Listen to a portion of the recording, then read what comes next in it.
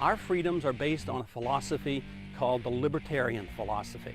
The Colorado Republican Party says it has struck an unprecedented deal to keep Libertarian candidates out of potentially tight races. Our party doesn't have a brand problem. Our party has a problem with feckless leaders who are ashamed of you and ashamed of our conservative principles. Is Lauren Boebert a strong Liberty candidate? That is to be determined. Some Republicans blame Libertarians for playing spoiler, siphoning off votes from GOP candidates and allowing Democrats to win in Colorado. Due to the graphic nature of this program, listener discretion is advised. Hello, everybody, and welcome to the Liberty Unleashed and V Radio Show. I'm the host of Liberty Unleashed, and my name is Brian. Hi, and I'm the host of V Radio, and my name is Neil. Neil, we got a great show lined up today. We've got some great guests joining us. This is our fourth episode together, simulcasting, and the first time that we've had guests on the show. But I'm looking forward to it, and we'll get to that in just a few minutes here. Fun fact for you, Neil. Did you know that the Colorado is the birthplace of the Libertarian Party? No, I did not.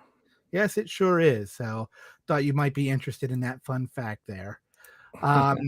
Before we begin, though, I did want to let everybody know that the actual Libertarian Party now has a Discord channel, Neil. So if you're a Libertarian and you want to go in there and you want to chat with other Libertarians and you're on Discord, you can join the Discord channel. And you do have to be a member of the party. So you want to go to their website, sign up, make a donation if you can, and then you can get access to the Discord channel there.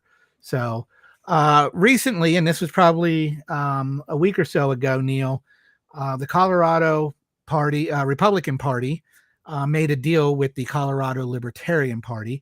I'm sure you've heard about this. Yeah, I have, thanks to you. Yeah, well, you know, I gotta keep everybody up to speed on what's going on everywhere there. So I'm going to read the letter here on what the Colorado Republican Party, the GOP, sent out, and we'll let you read the letter of the response from the Libertarian Party. Got it. This is to the chairman of the Libertarian Party, Hannah Goodman, and it says, "Please let this letter serve as an agreement from the Colorado Republican Party to the Colorado Libertarian Party regarding our organization's role in municipal nonpartisan elections.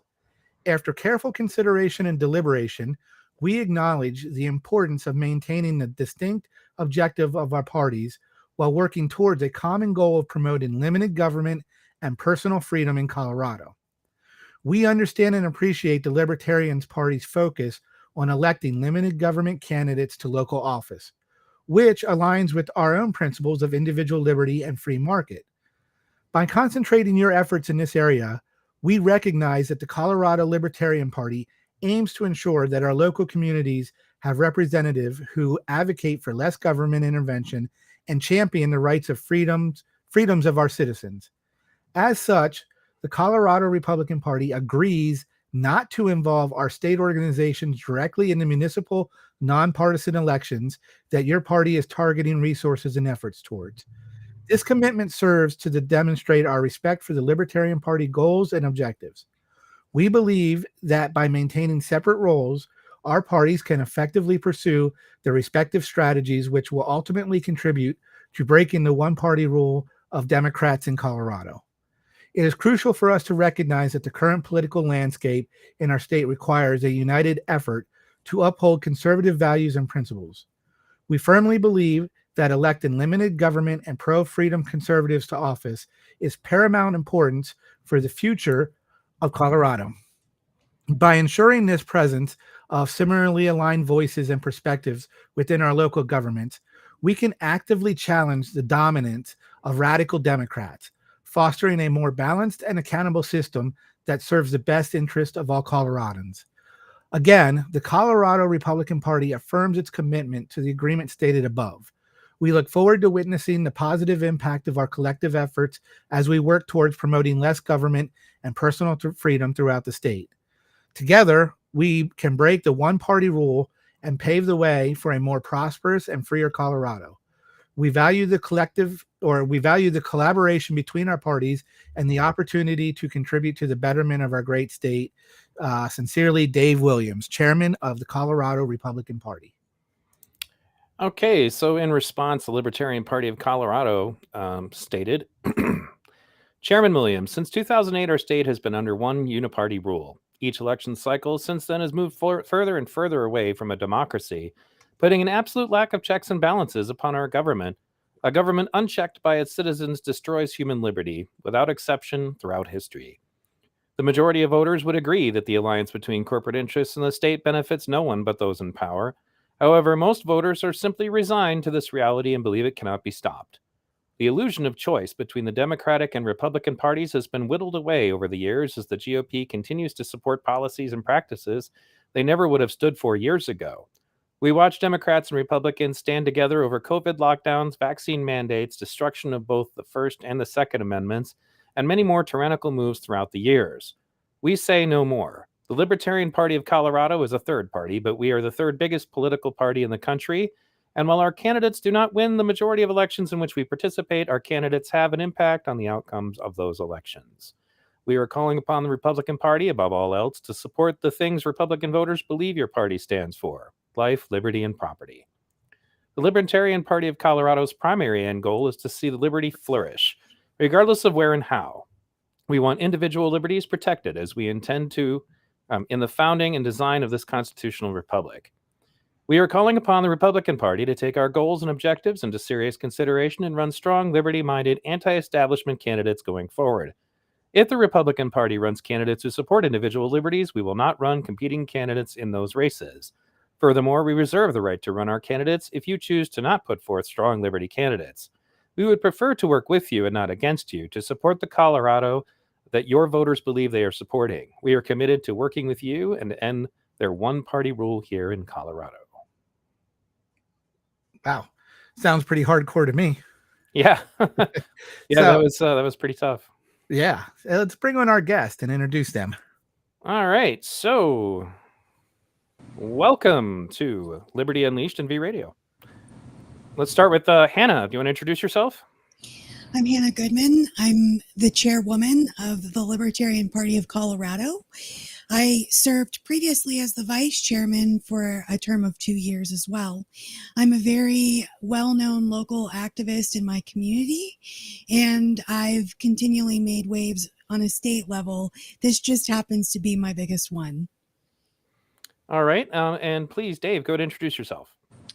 Hi, thanks for having me. I'm Dave Williams. I'm a former state legislator, just recently elected to be the chairman of the Colorado Republican Party. If you do a simple Google search on me, you'll find that there's a lot of people that either love me or hate me, and it's because I've been known to try and advance the cause of liberty and freedom for everyone in my state, and a lot of folks love that, and there's a lot of establishment corporate types that hate it. So I was happy to do some sort of arrangement with Hannah here to see if we can move the ball forward.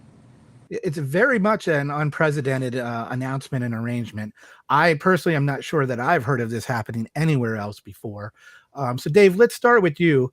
I was doing some Google search on you and some research before the show, and it looked like there was a lot of drama filled with selecting the new chairman of the GOP after the last chairman resigned and stepped aside, something we're used to seeing usually from the Libertarian Party.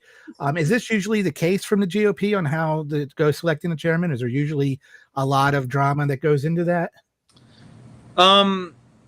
Not as much. A big reason why we had sort of that kind of controversy swirling about is because the results of the 2022 election were absolutely devastating for Colorado Republicans. And it was an embarrassment to the establishment that had, previously run the party for 20 years, but certainly this past election cycle. The establishment kept telling Republicans, if you just put us in charge, if you just listen to us, if you put our candidates on the ballot and stick to our talking points, then we're going to win Colorado, we're going to win nationally, and everything's going to be great. Well, that didn't happen. In fact, the opposite of that happened. We got our backsides handed to us, and Democrats hold an unprecedented amount of power, really, in the history of Colorado. I don't think we've ever been this devastated.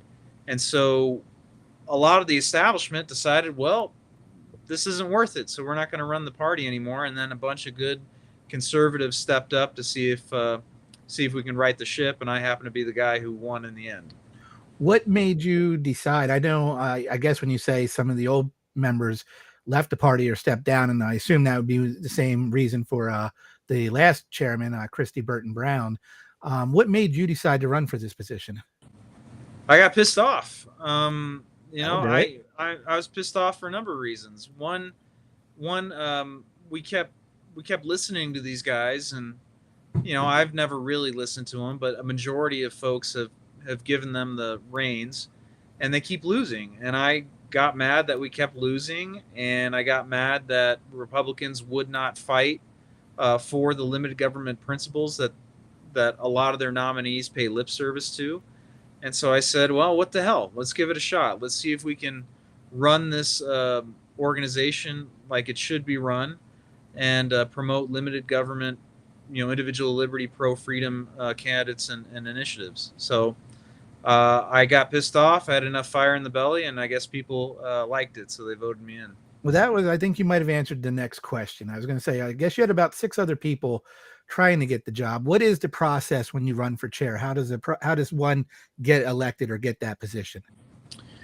Well, I'm not sure how it works anywhere else, but it's probably not all that dissimilar. We have a set of voters who represent all 64 of our counties in Colorado, and these voters are county officers.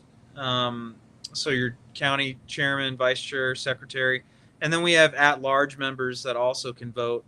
And so that's about 420 some voters who represent about a little over 900,000 Republicans statewide. And so they all come together and they decide who's going to be the chairman, vice chairman, and secretary of the state party. We had 6 candidates. We had to go through 3 balloting rounds because our rules require that whoever wins gets a majority vote. And I led in all balloting rounds. I had a plurality on round 1 and 2, and then took it home on the 3rd. Excellent. I assume that speaks volumes for how the people who voted for you feel about the GOP there in Colorado and what they want from it. I think so. You don't normally see state parties electing a anti-establishment grassroots person like me. And that's if you do a Google search, you're starting to see the press write more and more about some of the new and exciting things the party is up to, and we're definitely breaking the mold. We're holding Republicans accountable. We're pushing for small government, and the stuff that we campaign on. So it's a new day, and I think it's pissing off a lot of people, but they're the right people to piss off. Well, let's good luck to you. I mean, I hope it works out because we're obviously pro-freedom here and want to see that change, not just in Colorado, but everywhere. Hannah, welcome to the show. I have some similar questions for you as well. Let's start with what made you decide to run for the chair of the Libertarian Party. Well, initially I was part of a radical faction that has taken over a hostile takeover situation of the Libertarian Party with the Mises Caucus. I could have ran for chair initially, but I did not feel I had the experience. So we cut a deal with the Radical Caucus, and my chair was from the Radical Caucus, and the rest of the board was Mises Caucus. So I served those 2 years, and I learned as much as I could from our chair in order to step into the role of chairwoman. I ran unopposed, and I only had 1 no vote. So my delegates elected me to do a very radical, bold job, and that's what I'm doing. As part of the decentralized revolution of the Mises Caucus, we are intending the party to go after local and county level races very strong and start building up candidates at that level. Eventually, right, once we start filling more local and county positions, then maybe eventually we'll look at really hardcore pursuing state house and up. However, for candidates, you need a campaign resume. One of the biggest problems libertarians have running serious races is most of them haven't been elected previously, right? How are you going to sell to your voter that you are going to do this job that you say that you're going to do with no past experience on any level? You can't really build trust with voters unless you have some sort of backing underneath it. That's our thinking. That's my thinking as the chairman. My vision is to radically change the political landscape of Colorado. I'm a 6th generation Coloradan. My family has been elbows deep in Colorado politics since we took out our first land patents in Phillips County, and Yuma County as well. So it's really important to me that we shake it up, right? I'm tired of one party always in control. And as a rural and extremely rural Coloradan, it's a hostage situation for me and my people here. We've had some crazy legislation come down forcing the introduction of wolves into counties that the counties themselves voted no overwhelmingly, only to have their votes silenced and canceled by Boulder County. So, these people are making decisions for other people like me. It takes this control out of the individual's hand and what we want for our own counties. And they're forcing us to adhere to their vision of what they think is great. So that's really where I'm at with becoming chairwoman and some of my goals. And when you said you ran unopposed, is that normally the case in the Libertarian Party that happens, or is this special because of this takeover, this radical takeover you were talking about? From what I know, most chairs do not run unopposed. So it could be because of the radicalism of the takeover. Also, I'm very well liked outside of the Mises Caucus here in Colorado. I've built a lot of bridges to make sure that all of the libertarians of Colorado, not just one caucus, are represented. And I'm known to be incredibly impartial and very fair with everyone. I shoot real straight. Well, that's great. Are you term limited, or what's the process there? Do you stay in for so long and then they do another vote, or are you there for as long as you want to be? So our terms are 2-year terms. So I'll be up in 2 years. I may choose to rerun. I may choose to not. I haven't yet decided. We'll see how things go on that front. And we have a small assembly process. Our delegates, if you're a registered libertarian in Colorado, up till now, you would have been able to just walk in, get credentialed, and cast a vote. Now we've changed our bylaws a little bit to include like a different style of membership. So you'll want to have paid $25 a year for the right to vote, to run as a candidate, to do those types of things. So we've kind of closed our membership just a little bit, but we want people to have skin in the game. Well, and I think it's, a party needs fundraising too. So it's a good way to kill two birds with one stone there. Yes. And I have very limited funds. I'm not the Democrats or Republicans. So I'm certainly not the Democrats. I understand that. Dave, when I was doing research and reading the news articles, as we said, there seemed to be a lot of drama around this and the GOP there. And it seemed what the news points out is it was a pro-Trump versus anti-Trump. Or more so pro-election deniers versus anti-election deniers, however you want to put that. But the claim is that you are on the pro-Trump side, and that you felt that the election was kind of stolen from Trump. Can you elaborate on that more, or give us an answer to that? Sure. This narrative, it was put forward by failed strategists and consultants of the past, and of course the media. Being the failing industry that it is, trying to get clicks and get people to read about it, really oversimplified the election, right? As pro-Trump versus anti-Trump factions within the party. Really, if we were to simplify it, it would be anti-establishment faction versus the establishment faction of our party. And those factions don't necessarily, they're not necessarily as simple as Trump versus everyone else. But with that said, ultimately what you saw were grassroots Republicans who were fed up with establishment Republicans, selling them a bill of goods for years, saying no more. We want new leadership. We want to go in a different direction. We don't want to always be on our heels. We want to go ahead and go on offense. We want to stop apologizing for who we are. We want to start advocating and promoting, a contrast that demonstrates why the Democrats are out of touch and corrupt, and why Republicans are better suited to govern, provided that they're actually following through with their pledge to limit government and empower the individual and promote freedom and liberty for all. Can I make a question on that? Sure. Or rather, okay. So, like, when you say anti-establishment, when you're referring to Republicans, do we mean MAGA Republicans? Do we mean like libertarians, say Rand Paul Republicans? So I guess that would, or is it both?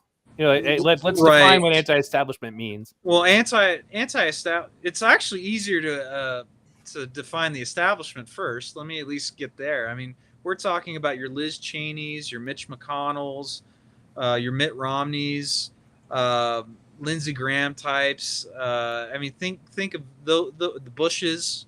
Exactly. These are more of your establishment types. Your anti-establishment types. We're talking about Rand Paul, Thomas Massey. We're talking about Donald Trump is even in that category as anti-establishment. At least that's the majority of Colorado Republicans would think anyway. So yeah, there are MAGA types. There are libertarian-leaning Republicans that are also anti-establishment, and ultimately, the definition that I use and others that supported me use for establishment are any Republican that wants to keep the status quo of growing government. That's an establishment Republican, and they tend to benefit their friends and special interests and corporate interests in government or for campaigning for others that would do the same. Right, that makes sense. Okay, yeah, I'm satisfied with that. Go ahead. Yeah. Right now, Colorado seems to be a blue state, pretty pro-Democrat on the national stage, and also on the state level. In D.C., it looks like both senators are Democrats, and in the House, it looks like out of the 8 representatives, you have 5 are Democrats and 3 are Republicans. One of those Republicans being the outspoken Lauren Boebert, but no Libertarians, if I saw that correctly in my research. And then on the state level, which the General Assembly consists of 100 members, my count says that it's 35 senators and 65 representatives, and it looks like it's 55.4% Democrat and 41.9% Republican, and again, no Libertarians. Hannah, do Libertarians hold any office or political positions currently in Colorado? We actually have 5 elected Libertarians, but they are all elected to the local level, the highest being a mayor, Aaron Lamb of Keensburg, Colorado. Okay. And let's talk about this deal that came down. When you got the letter from Dave, what were your thoughts, and what did the rest of the party in Colorado think about it? So the delegates who elected me to be chairwoman of the party are completely aligned and united behind what we are attempting to do here. In fact, most of the people in Colorado are very, very supportive. Now, when you look at libertarians across the nation, you see a lot more people who are very viscerally unsupportive and have a lot to say, but also those people don't live here, right? They have nothing to do with Colorado. They don't understand what we have going on here politically.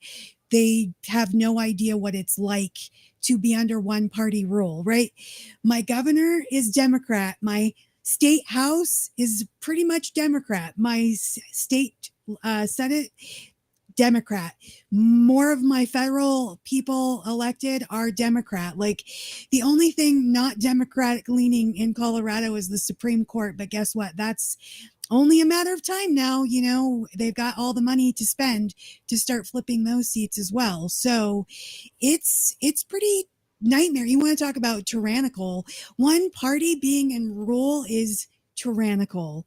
And it definitely takes the power from the individual and places it in a very centralized hand. And being a radical libertarian, I'm very much against any form of centralized power and control. I'm very much for giving the power back to the individual, creating sovereign people.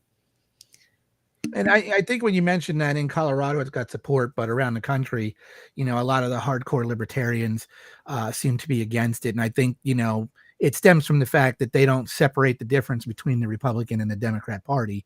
So is this a case of like the enemy of my enemy is my friend? Yes.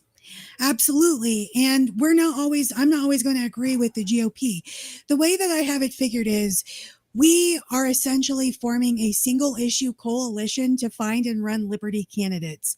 That's what we're doing, right? There's plenty of areas like, sure, we could disagree, I suppose. Here in Colorado, I would say that even the GOP has fallen almost to the point of being a third party. And not only did we send a letter to the GOP, we've also sent letters and we've been trying to work on forming a third party coalition here in Colorado. And I did send a letter to the Democrats. They just made the mistake of ignoring me. So, people can have a lot to say outside of Colorado. Cool, I hear that feedback, but they didn't elect me to do this job. I'm doing the job I was elected to do. And I answer to the people who elected me, and that was my delegates. So right. People can have opinions. It's a free country. I'm certainly don't want to live in an echo chamber. I hear you, Dave. It's similar questions, and I know, again, you talked about the difference between the anti-establishment GOP members and the establishment GOP members, and that's what a lot of the news. They had a lot of the establishment on there saying, "Dave, stick to the party, stick to what it's supposed to represent." What was it when you presented this idea to the rest of the GOP there? That you wanted to form an alliance with the Libertarians. What happened there? Did you get a lot of pushback? Was there a lot of support? Can you tell us about that? There's actually a lot of support amongst the rank and file Republicans. I think at first your establishment Republicans were bewildered or confused because they had never thought of doing this, and I don't think they would have been able to have the trust necessary to even have the discussion with the Libertarian Party. One of the reasons why Hannah and I are able to even do this is because of our common principles and beliefs that we do have. I served in the legislature, and my record is one of liberty.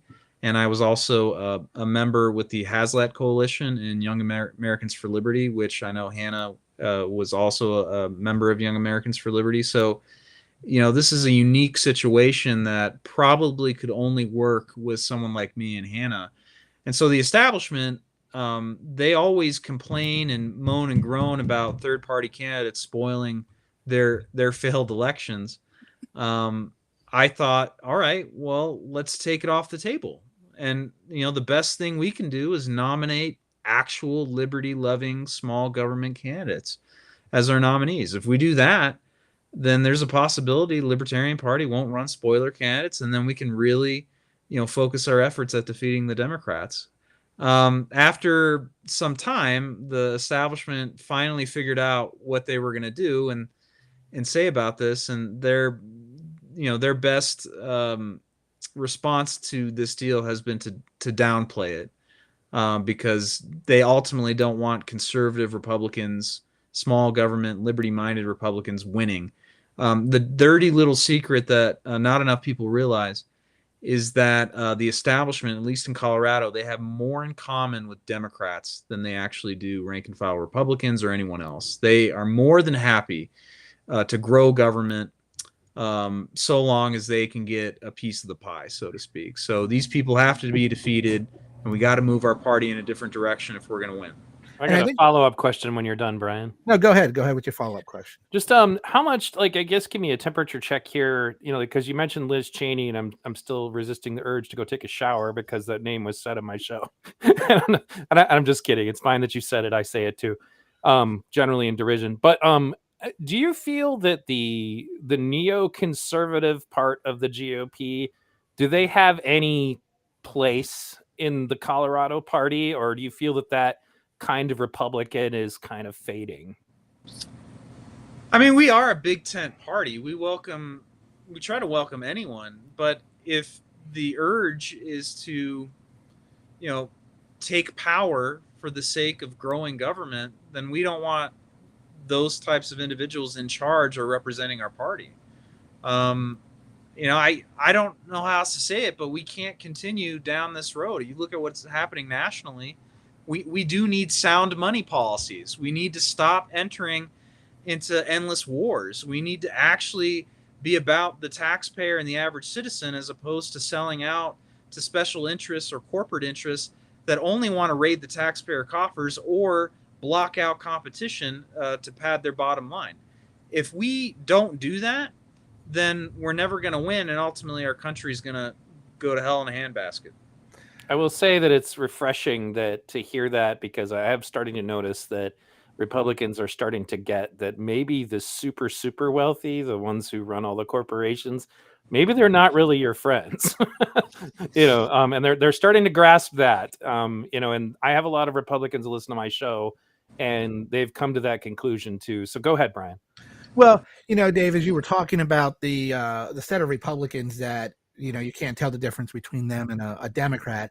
And I think from that standpoint, that's what the Libertarians across the nation would be against the Libertarian Party making the deal, because they view the entire GOP that way. They look at both parties as one and the same. How much say does the National Party, this is the question for both of you, and we'll start with Hannah, but how much say does the National Libertarian Party have in what you do down there on the Colorado Libertarian Party? I am completely autonomous. Essentially, I can do what I want so long as I don't violate the terms of my confederated contract with other state affiliates, right? So we can't go against essentially like the national bylaws or platform, right? I can't go, I don't know what that would look like, so I can't really think of anything. But as far as that, they can't call you and say, we don't like this deal, cancel nope. it. Okay. No, and I mean, they could, but you know what I tell them? The same thing I tell national on any level, from the National Mises Caucus to the LP, and pound sand. I do what I want here in Colorado, and I'm doing this to advance and grow liberty. So every action I've ever taken is going to always align with to advance liberty. And I can just imagine the headline for the press release that states Colorado Libertarian Party head states to national head, you can pound sand, film at 11. That's exactly how I speak, and that's exactly how I say it. So yeah, it makes for a really great headline, for sure. But yeah, so I mean, I reached out to the national chair because I wanted to make sure that I'm staying in my lane. So I will take their advice if I ask for it. And I asked for it. And she was like, nope, just so long as you're doing this the right way, you are good to go. Like, there should be no problem. And, we went through bylaws and things like that just to double check and cover my bases. And the Mises Caucus National Board, I'm sure, is doing backflips that somebody's actually trying to implement strategy. I mean, and so quickly. So does the National ever help with finances and money? Does it come down? Does the National Libertarian ever contribute money to local candidates in your area or to the local party to help with elections? Nope. Okay, so there's nothing they can hold over your head either if they didn't like it. They can't say if you. Nope. Okay. Wait a minute. I thought trickle down economics worked, guys. I'm just messing with you. Go ahead. Colorado or any state essentially could pull out of what is considered like a confederation of states that make up the National Party. That's extreme, right? I'm not saying, oh, I'm just going to pull out. No, that's not what I'm saying. But that is a power that we have by being so autonomous.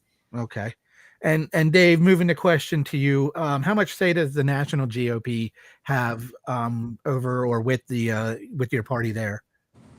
I'm very much like what Hannah said. We're autonomous. The truth is that the only way they can accomplish whatever they want to accomplish, they have to work with the lower party apparatuses. So the certainly the state party, they have to work with us. And I'm technically a member of the national party just because I am the chair of the state party. So I think if they were to resist what we're doing, they'd have to be a little bit diplomatic in doing so. But I've gotten no complaints from the national team whatsoever.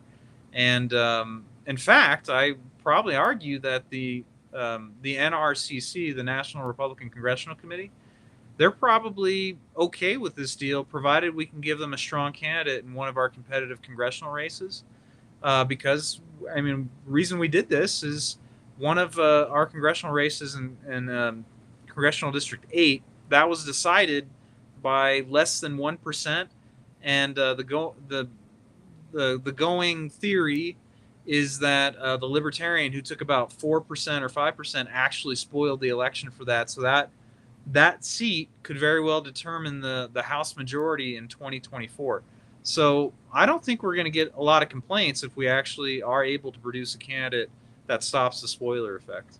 I would think, as we talked about, the hardcore libertarians not liking the deal, I would think that the neocons and the rhinos, however you want to refer to them in the Republican Party, would probably not give you as much flack as maybe the libertarians would give Hannah, as this could be viewed as an attempt to diminish the third party, to convince them to stay out of the way, so the Republican Party, as you said, has no spoilers, has nobody to block them, and they can march on and do what they want. Is this a case of, hey, let's convince them to stay out of our way and they can't grow, but we can? Or is this more of a mutual beneficial deal, do you think? I think this is meant to be mutual. At least that's my desire. I don't know what any other Republican is going to do in order to capitalize on this agreement, but I'm working in good faith, and ultimately I want more liberty-minded Republicans in Congress, because we can't afford $30+ trillion in debt, another $100+ trillion in unfunded liabilities. We can't afford to commit resources or troops, overseas to fight other people's battles. We can't continue to, put money into the failed drug war and expect to somehow come out on top. I mean, there are so many things that are killing this country, and that's why I wanted to do my part with Hannah. You don't talk like a Republican. No, I don't. That's I don't talk like an institutional, traditional establishment Republican who, by and large, they're okay with growing government. I mean, the one thing that Democrats love to roast Republicans on is how when they get into power, they're just as bad at increasing spending. They got a point. I'm sorry. The last time spending actually was cut was, I think it was under Newt Gingrich, and that was Bill Clinton, who was the president at the time. So it's a fair criticism of our party, and I think it's come high time that we actually start, keeping our word. If we don't do that, then we don't deserve to be in government. We don't deserve to have the privilege and the honor of serving the people. And so that's, my goal is to make sure that we actually get good people elected, because I don't want to leave a devastated country to my children. Yeah, and the Democrats seem to have this thing right now, and I'm talking more about the party and who you hear on the news, particularly the politicians. But the more somebody talks about freedom and individual rights, the more the Democrats want to paint you as an extremist, like you're some kind of extremist for believing in freedom. And when I saw this deal come across, and I was reading the comments on Twitter, I had to sit there, and it made me ponder how I felt about this deal, because I've been a big Ron Paul and Rand Paul supporter. And I would think, if clearly most people thought that Ron Paul wasn't a Republican. He was actually a libertarian. So I think it goes both ways. They're clearly using the Republican Party to get elected. They have more voter registrations than the libertarians, particularly in Texas and his district. So, I would say that both parties could essentially use each other if needed, particularly when pushing the concept of freedom. And, it seems like if for Hannah, from the libertarian point of view, if the Republicans have a candidate like Rand Paul or Ron Paul running, it would seem like a waste of money and resources for the Libertarians to want to put a candidate up and challenge them. Don't you think? Absolutely, yes. My goal here is libertarians don't win races very often. So like we should just address the elephant in the room with a lot of libertarians who have lots of problems with what I'm doing.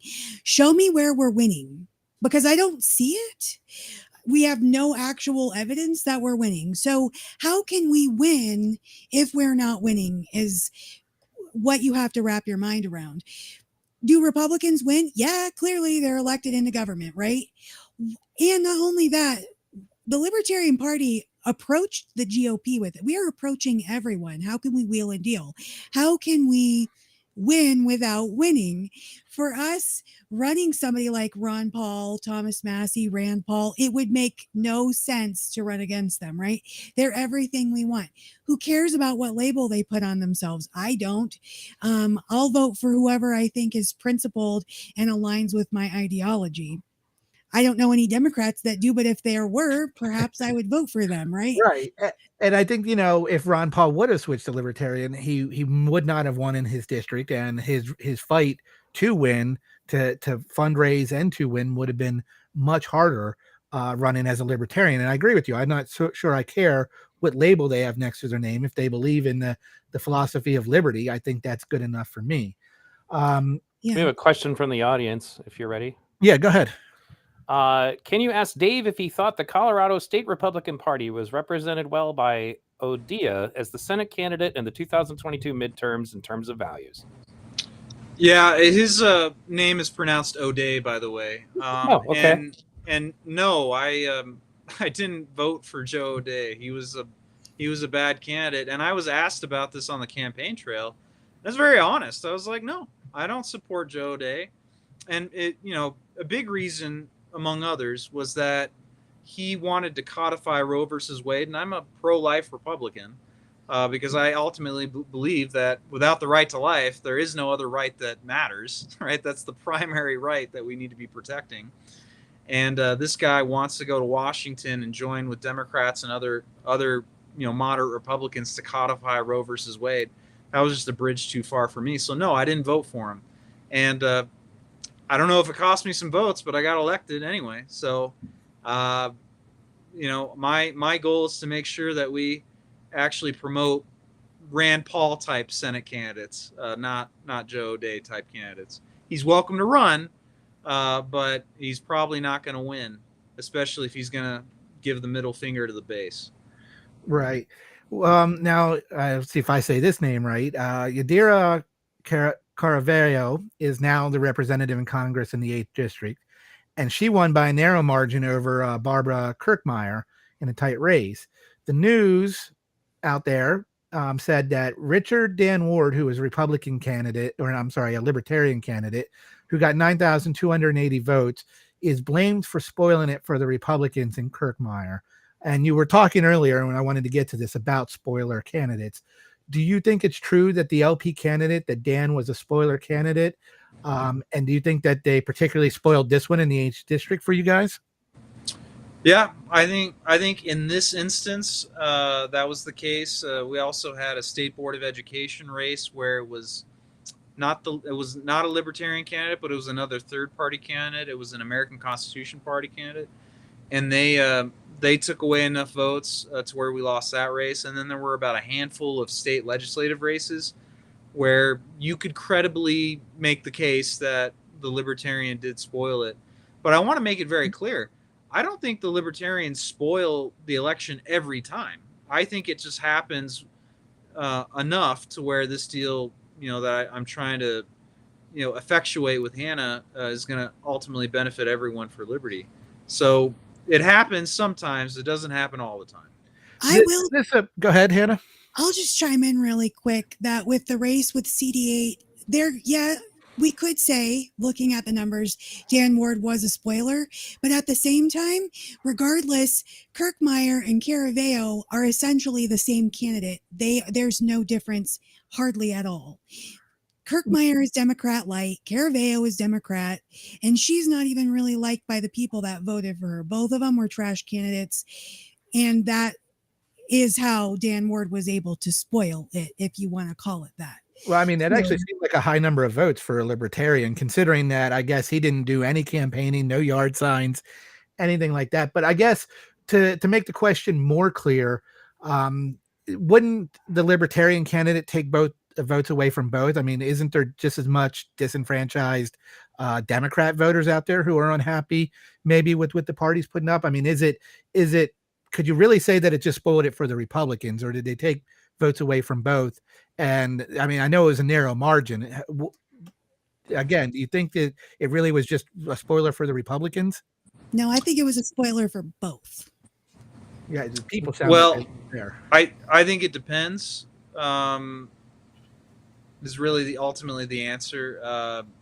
The hard part traditionally, and this is where I think some of the libertarians that don't agree with the arrangement that Hannah and I put together this is a bone of contention, right? They don't think libertarian candidates are ever spoiler candidates because those votes break evenly both ways. But that's always been up for debate, and I think at least as the Republicans view it, again, when Kirkmeyer is losing by less than a percentage point, but Dan Ward takes about 4 or 5%, nearly 5%. Yeah, you could make a credible case that it was a spoiler effect.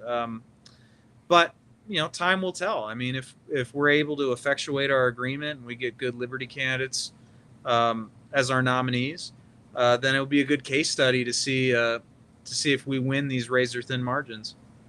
I think a lot of the libertarians across the country are glad to be spoilers. I mean, they really despise the two-party system and feel like that, we just have this duopoly going on here. And so they're quite happy to be spoilers. But I think if you're spoiling it for one and the other candidate isn't a good quality candidate, it doesn't seem to matter. I mean, if you're going to spoil it for the Republicans and a Democrat gets in, but this Democrat is by no way any liberty-friendly candidate, what's to cheer about at that point? That would be my question. But Dave, we talked about Ron Paul before, and obviously he was very popular. He got very popular, and he was won in his district a lot. At some point, the GOP decided they didn't like Ron Paul anymore and actually ran another Republican against him. When you have Liberty candidates there in Colorado, and the GOP decides they don't like one, are they able to come in and run a candidate against him? Do you have a say in that? Can you block it? How does that work? Yeah, I mean, it's a free country, and our primaries allow anyone to run. There are certainly things that conservatives like me can do to help make sure that we keep those champions in office. But by and large, yeah, the establishment's they're going to do their establishment thing. They're going to try and get rid of liberty-minded candidates who get in the way of their program. And so, the best thing we can do is recruit and elect as many of those people as possible so that they're stronger together than they are, separately. The other thing I would say just on the spoiler candidate or spoiler effect thing is keep in mind, Democrats believe in the spoiler effect. So do the political pundits and the journalists too, which is why they're even writing about this deal. So if they believe it and they think it's something that is newsworthy, then I think we should take that into account because they have more money and more resources to research and poll and conduct good analysis on this. So Right. Something to think about. I have a quick question. Yeah. How relevant is the Green Party in Colorado? They could be more relevant if they actually run third-party candidates against Democrats. But the theory right now is that the Democrats have sold out as much as they can to the Green Party, and the Green Party just decides to do what we're trying to do here with the Libertarian Party and just not run a third-party candidate. So they kind of have their deal with the Green Party. You have your deal with the Libertarian Party. We think we don't have any. We just happen to announce that we're working towards this, and we've never heard of that before publicly from the Green Party and the Democrats. But if you ever pay attention to Colorado politics, you just know that something like that happened because there are too many, communists. I mean, I'm not even saying socialists at this point. There are elected communists who I affiliate as Democrats who are in control of our government right now. So yeah, I think this deal, was struck with them a long time ago, and they're just not running people because they're getting what they need out of the Democrats now. That's scary to me to think that there's a elected communist in America in office. There's plenty of them here in Colorado. Yeah, that's scary. I mean, they pretend to be libertarians. That's what I would do.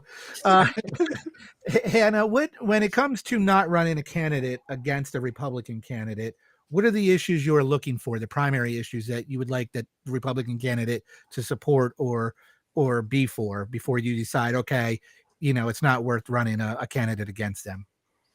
Well, right now we're actually crafting a pledge for GOP candidates to consider signing when they decide to run. And that pledge is going to cover a variety of topics, but things like, protection of Tabor. We have the Taxpayers Bill of Rights here in Colorado. That's what Tabor is. We would like to see reductions in mill levy, taxes. Like, we want to see people who are not going to increase taxes, but are going to actively work to lower taxes, in any way that they can. We're looking for people who are going to protect healthcare freedom, and that also ties hand in hand with parental rights. That's a very big hot button topic nationally as well as in Colorado. So we want to make sure we're not forcing people into procedures they don't want to receive. We are not, looking to circumvent parents and go around their back with any sort of thing, and that they're able to control and have the rights over their own children. We're looking at protecting and expanding, the Second Amendment and our rights to keep and bear arms, and have very, very, very strong candidates who will not backpedal on that at all. We have a wide variety of topics, but those are essentially what they cover. We really want somebody that's going to promote capitalism, and be unabashedly and unashamedly, unapologetically capitalist and shout it from the rooftops.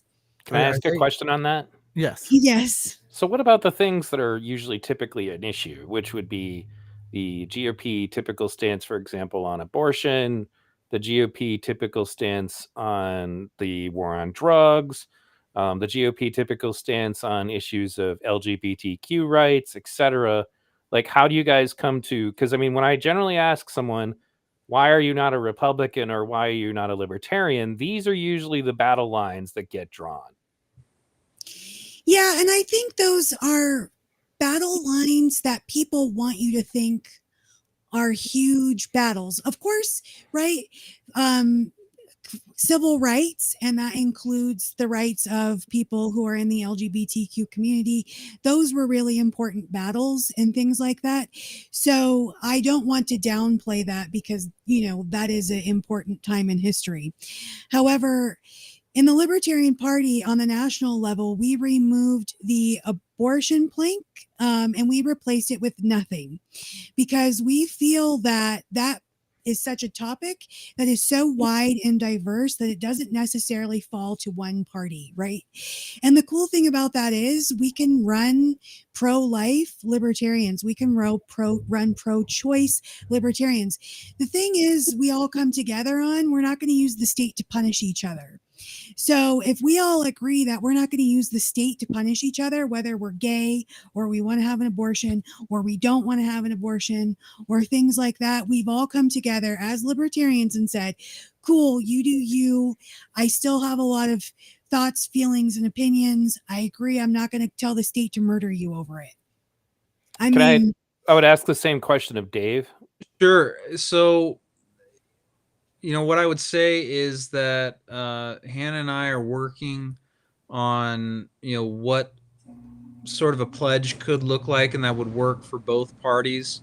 I think our desire is to certainly come around the common shared interests that we do have, and on some of those hot button issues, try to still find some common ground, right? So, for example, if you don't agree on the issue of abortion, hopefully we could all agree that no taxpayer dollars should be going to abortion.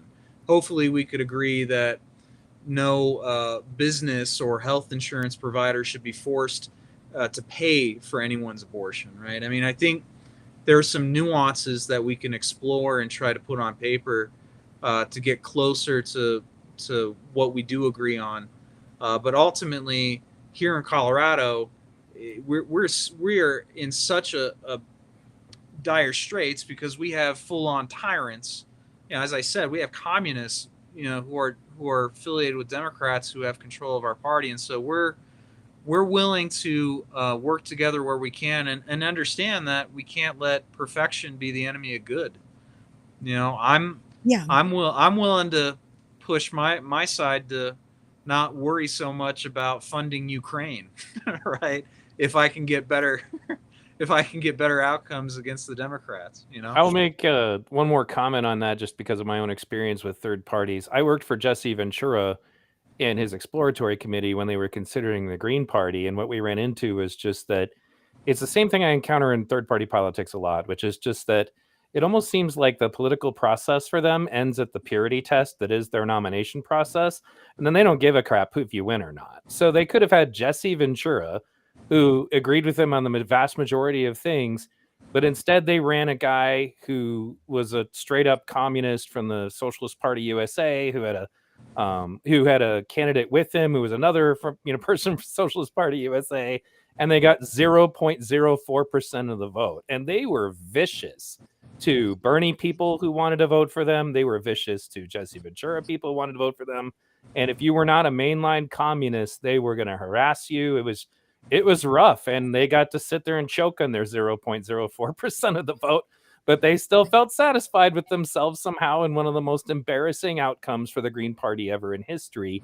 And that purity thing is part of that. So anyway, Go ahead. I definitely think I hear what you're saying. It hinders. And so we definitely want to explore different ways that we can kind of come together, like drugs, right? Republicans here in Colorado hate the legalization of cannabis and shrooms, et cetera, et cetera. But Dave Williams himself has even worked on different things and was more friendly to those ideas when he was in the House of Representatives here. So he's going to be able to help us work on these issues, because we're never going to get Republicans to be like, yeah, we love weed. Maybe if they tried it, they would. I don't know. But they don't have to. I don't care what they do. So, just knowing that we're not necessarily going to agree there, but definitely exploring ways that we can try and advance liberty while skirting those issues and finding different ways that we can agree, right? And one of the biggest problems with everything being so hyper partisanized is no one knows how to disagree. Like, you can disagree with people and it's not the end of the world. You can do that. Is it uncomfortable? Sure, I suppose it is. I don't know. I disagree with everyone all the time, so for me, it's not uncomfortable. I mean, marijuana is an interesting issue in Colorado because it was passed by the voters. I think it even passed in the Republican stronghold of El Paso County by the slimmest of margins, but it passed nonetheless. So, it's in the Constitution. When I was in the legislature, we had to regulate it, and we could not afford to just engage in reefer madness. And the sensible thing that I think Republican policymakers came to the conclusion of was, let's do what we can to keep it out of the hands of children and stop it from going into the black market. And so let's keep taxes and regulations at a healthy balance where those two things won't happen. So there's ways to find agreement and not accentuate the disagreements. Right. Government thinks everything should be illegal until they figure out a way to make money off of it. Yeah. Right. And I can agree with GOP people being like, hey, I don't want drug houses in my neighborhood. Yeah, me either. But having a dispensary, it's no longer in your neighborhood. So helping them just shift their framing it's just how you talk to people, I suppose. Right. Neil, I've got a couple more questions for them, and then we can open it up to the audience or anybody else who wants to ask them. Sure. But Hannah, the Libertarians on the national level, the LP, the party, I think some of the biggest hurdles it has are ballot access and, of course, raising money. And obviously convincing people that it's not going to be a utopia, but it's still going to be better than what we currently have. What are the biggest hurdles on the state level that you face with getting candidates in elected positions? Having really engaged numbers of people in my party, there's like around 40,000 registered libertarians in Colorado. It goes a little higher and it dips down a little lower. I'm not sure where it's at today, but we have a very small amount. This is very common actually in all political parties, right? You have registered voters and then you have the very active people within your party. My biggest challenge is getting more libertarians engaged with the party and wanting to be engaged with their local community and promoting activism on that level. My fundraising is up. We're doing really great things here in Colorado, but that's my biggest challenge that I actually have. I noticed that you said that you focus a lot on smaller local elections. Is there a good focus on who runs for sheriff?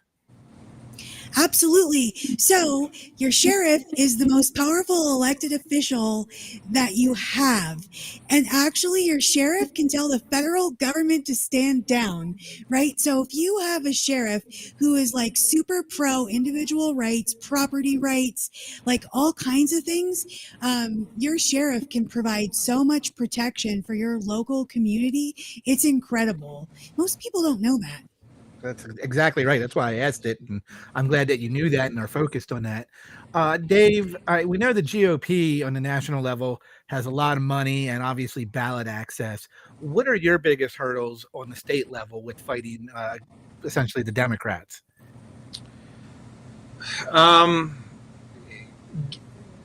Really my own party. And it's not, it's the establishment. They don't actually want to fight Democrats. In fact, they spend more energy and effort and money, well, maybe not money, but certainly more energy and effort figuring out a way to fight grassroots conservative Republicans. A lot of times they're limp-wristed when it comes to taking on Democrats, and I think it's because they're afraid of getting hit by the press or by the pundits or even the Democrats themselves. Ron DeSantis had a pretty good speech this weekend. I think he was at the Faith and Freedom Coalition conference they had, but he touched on this beautifully, where he talked about how there are just traditional establishment Republicans who don't exist to fight for liberty or freedom, but instead they try to hide, right? They get power and then they do nothing. They're a waste of space. And then when they're called upon to fight Democrats, they're nowhere to be found, or they're limp-wristed, or they're hiding under a desk or something. And that's the biggest hurdle we got. And that feeds into donors, right? Donors, they want to contribute and they want to help fund our party, especially those high-dollar donors. But they, for the longest time, have been conditioned by these grifters in our party who aren't interested in winning. They're interested in finding a paycheck or padding their resume so that they can continue their grifting down the road. And so that's really the biggest hurdle. If we could unify under fighting Democrats and exposing their corruption and their bad policy positions, then we would do a lot more winning. So that's really the biggest hurdle that we got is our own. There's elements within our party that are really handcuffing us from being able to promote a message of liberty and freedom to the public. Lauren Boebert makes an awful lot of news and press. She seems to be, of the 3 or 4 representatives you guys got from the Republican Party, the one that everybody knows from Colorado. And I know the Democrats are putting a lot of money together to go after her and try to take her out of her seat. I think the last time she won by less than a percentage. It was very narrow margins, if I remember right. I don't know much about her. I do know that she's pro Second Amendment and very strong on that. On that alone, I would like to see that she doesn't get unseated and that the Democrats lose. Does the National Party kick in and help candidates like her, or is it all up to you and her to continue that fight against the Democrats? Well, they're definitely going to kick in and help her out. She's a top tier target of the Democrats, and her seat and a few others around the country could very well determine the majority in the U.S. House of Representatives. So they're, whether they like her or not, which I think they do, but if they don't, they're still obligated to protect her, because that's the difference between having Hakeem Jeffries be Speaker of the House or Kevin McCarthy. And they're obviously, I don't care who you are, if you're a Republican grassroots person or the establishment, you sure as hell don't want Hakeem Jeffries as your speaker. So they're going to do whatever they can to protect Lauren. And that is the issue sometimes. I mean, trying to fight for liberty, that concession that you have to make, like, she might not be the best liberty candidate out there, but the alternative is even worse than her. Sure, I think that's a calculation everyone has to make. But Lauren Boebert is actually one of the more liberty-minded representatives, I think, in the nation, definitely in Colorado. She votes more like Thomas Massey and Andy Biggs or anyone in the Freedom Caucus than she does with the Republican establishment. So she's very known for her stances on guns. But if you look at her voting record, I mean, she's one of the most anti-establishment grassroots congresswomen that you have. I mean, the fact that she held out on McCarthy, the fact that she was so adamant about the debt ceiling and opposing it, and the fact that she threatened to hold an impeachment vote on Joe Biden and got concessions out of the Republican leadership, that should kind of tell you where she's at politically. She's not like the normal Republicans that go along to get along, and that, I think, a lot of liberty people would love to continue seeing her serve in that role. Well, yeah, and I didn't know much more about her until then, but I agree. If that's the case, and again, definitely better than the alternative for sure. My last question here is for both of you. I know, Hannah, I'm sure you know this, but libertarians, of course, most of us don't have a belief that 81 million people voted for Joe Biden. There's a lot of thought and sentiment out there that the elections are rigged and that libertarians are always going to have a hard time winning because the two parties have a rig on election and can steal the elections away. So we'll start with you, Hannah. Do you feel like some of these elections are rigged? So yeah, that's actually really interesting. You should bring that up. Part of my work on the local level here and being an activist, I'm the only libertarian in my county. So I work a lot with my county GOP. My county GOP started an initiative called, the Phillips County Voter Integrity Committee or something like that. I joined with them and they ended up talking me into running for county clerk because our county clerk doesn't actually agree that there's any sort of weird things going on with elections. So we ended up having a falling out and I didn't get very far in my county clerk race. But yes, and my biggest reason for running for that is I wanted to see for myself exactly what goes on and see it for myself, because I do feel like I don't even know when the last election was that there wasn't any sort of election fraud. Because if it happened at this level, right, it didn't just get there overnight. So there's this whole how did it get to that level? When did that start? It's a phase. And if they were, keeping people from winning elections, it would only make sense that they're keeping third parties from winning elections. So is it even possible for a third party to win an election at this point if our elections are rigged or manipulated, depending on how you want to look at it? Right. So what did Stalin say? It doesn't matter who casts the votes, but who counts the votes. Counts them. Yep. Exactly. Dave, exactly. How do you feel on that subject? Do you think the elections can be rigged or are rigged?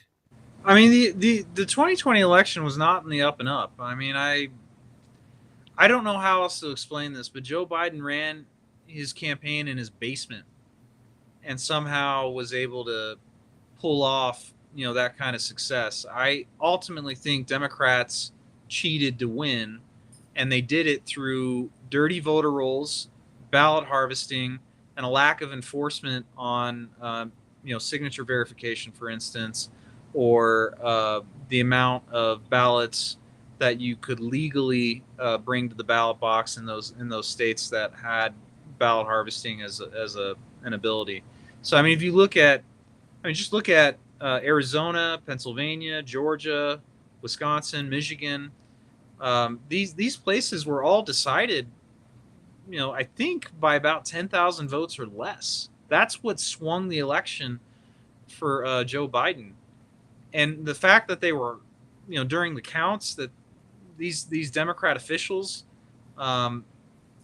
mostly Democrat officials. If you look at Maricopa County, that was Republicans. But the fact that they were hiding stuff, they weren't having a transparent process, and you combine that with what we know Democrats have done traditionally here in Colorado, and it's not a huge leap of faith. Yeah, there was something afoul with this election, and I think ultimately Democrats have figured out if they can get more ballots into circulation, then they will win more elections than not.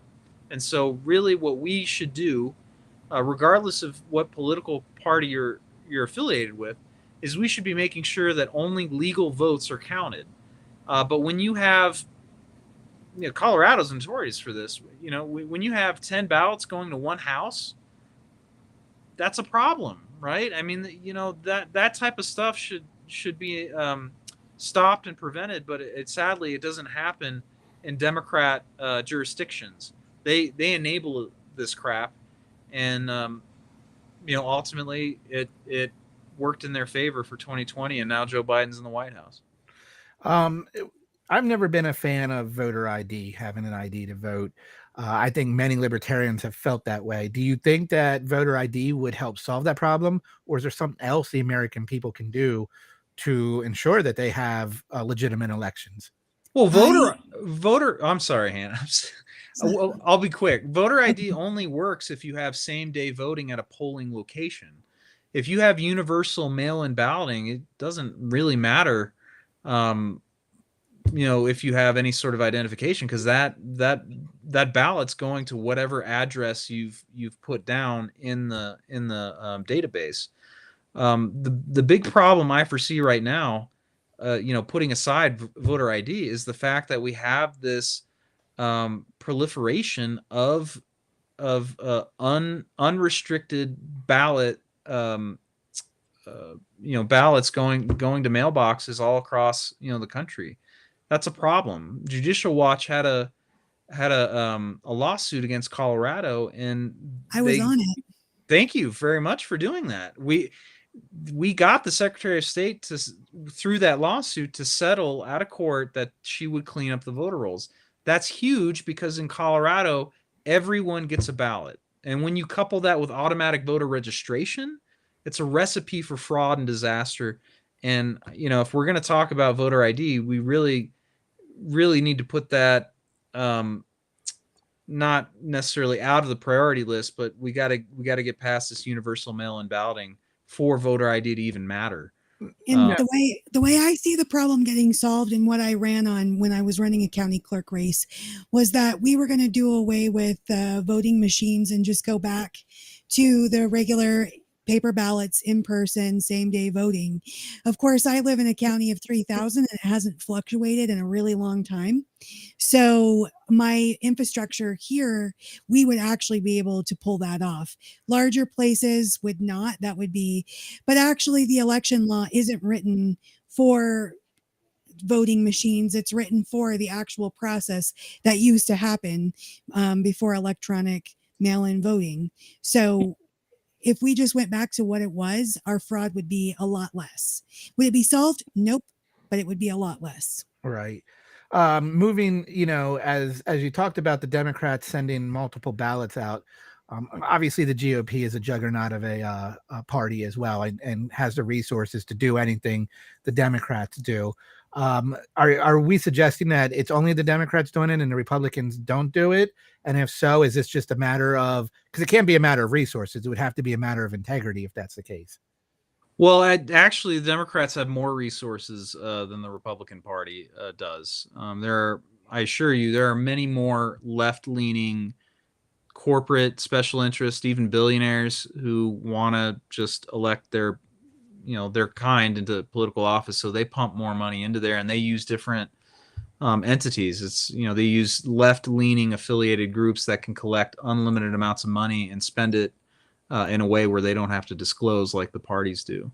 With all that said, though, the Republican Party is starting to look at ballot harvesting ourselves.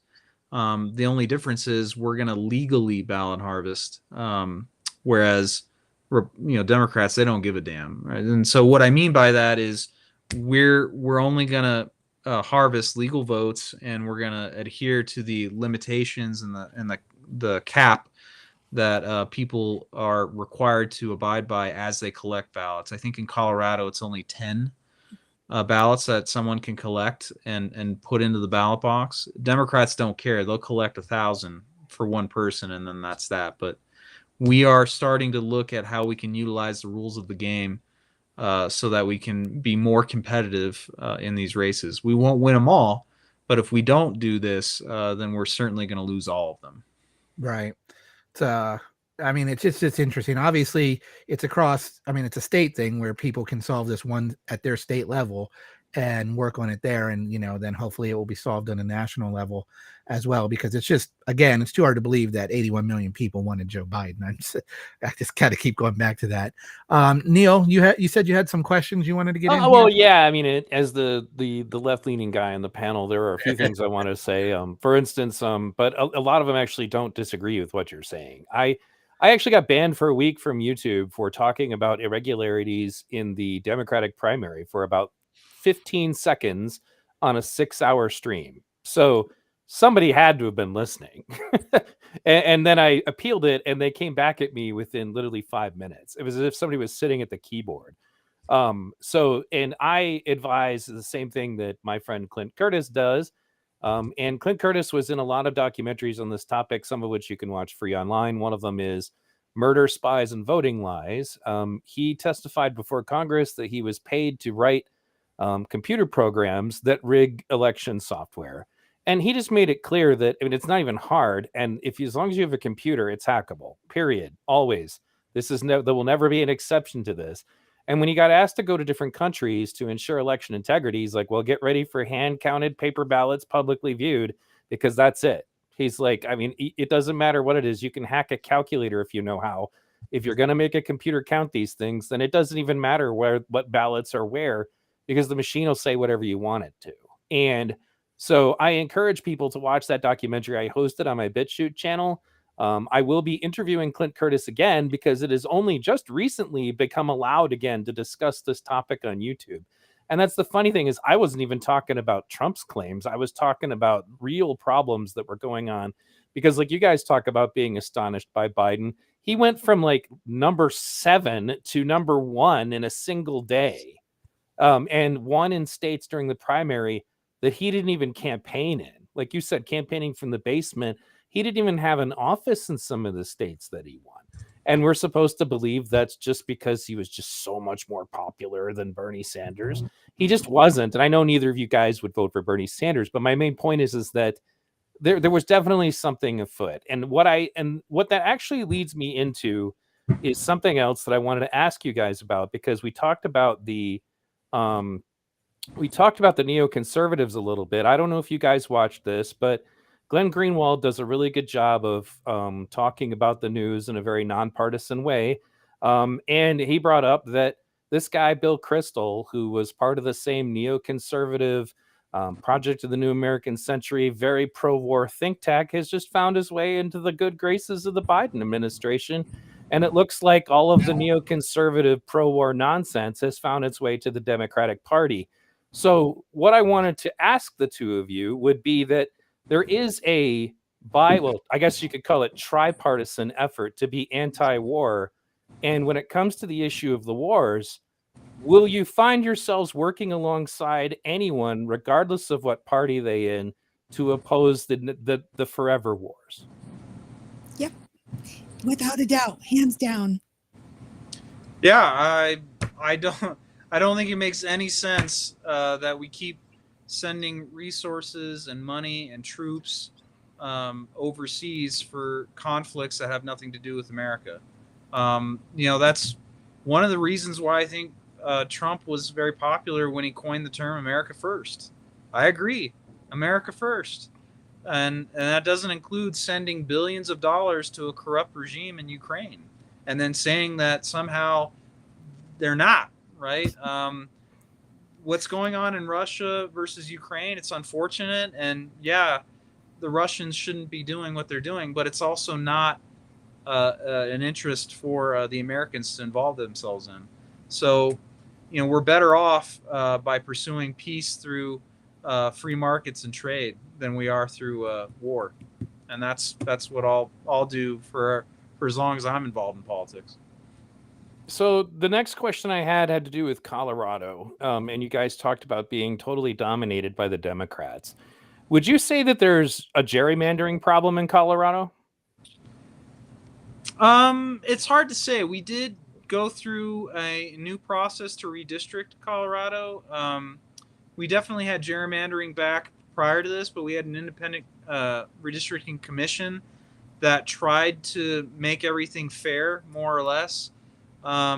Republicans kind of think that it's still not fair to us, especially as you look at perhaps the House of Representatives or the state House of Representatives.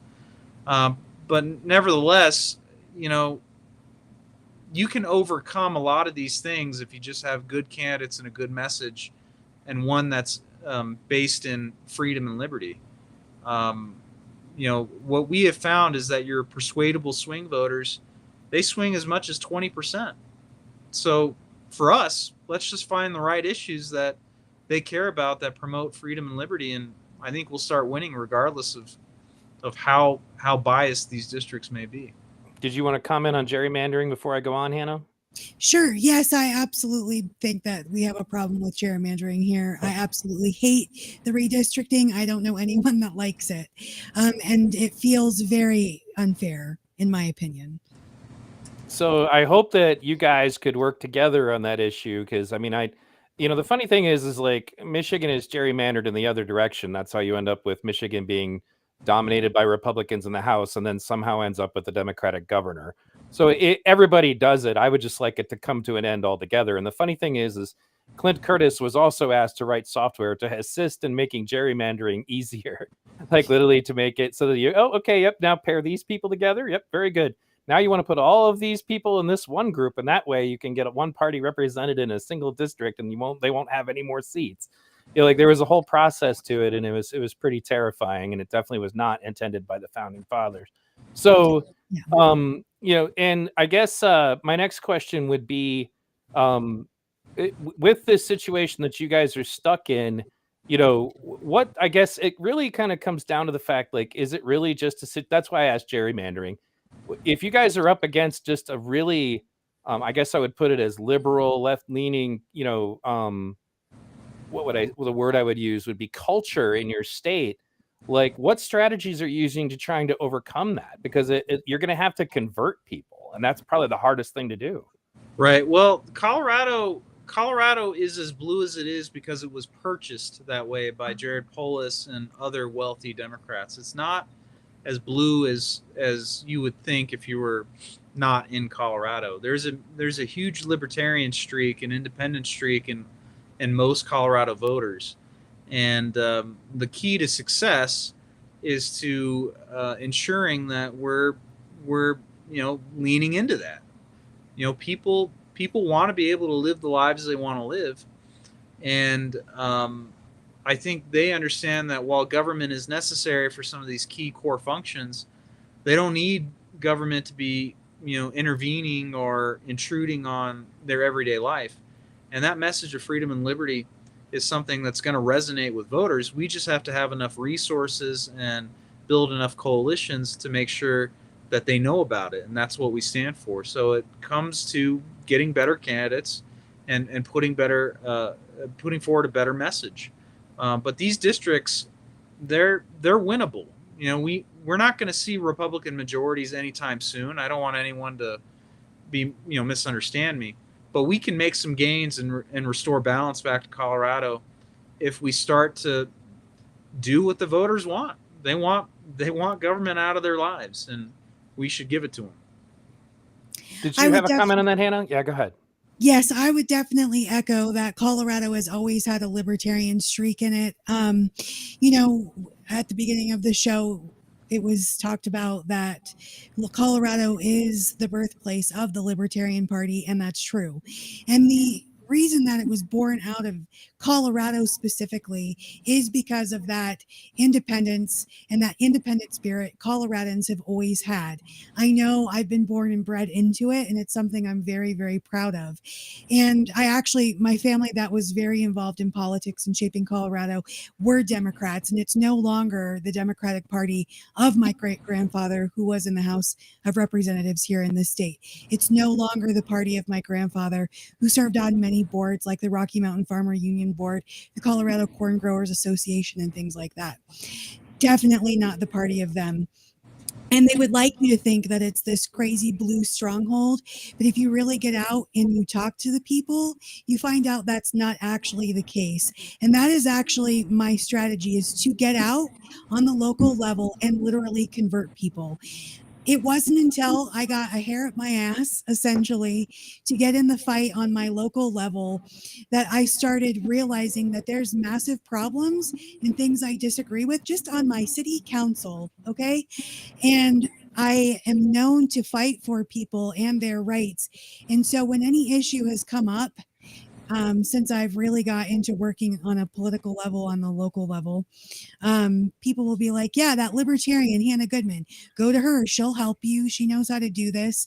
She'll help you, fight your government. And it spread the message of liberty throughout this community. Though we don't have a ton of registered libertarians, people talk about it and they know that they can trust me, especially being a libertarian, to protect them and fight for them in any way that I can. So it is literally a game of conversion.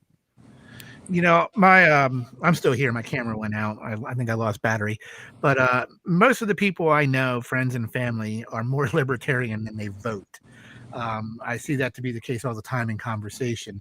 But Dave, you were talking about the message of freedom and liberty. And I don't know for you guys, but it seems like it's today in America a hard sell. Like people kind of take a step back, like, whoa, what's this freedom and liberty you want to talk about here? We're talking about the government giving us, Medicare, and the government, raising the minimum wage to give us more money, and the government this, and the government that. What are you doing with this freedom and liberty here? Are you guys finding that to be a problem as well, like to discuss with people? Again, I think people are more libertarian than they vote, but yeah, there seems to be like this pushback in America for freedom and liberty. Yeah, there's this saying that I learned in the legislature, and that's that everyone's against a subsidy until you take away theirs. So, there. I like that. There's some truth, to the fact that people have been conditioned to accept that the government is to do all these different, things for their lives.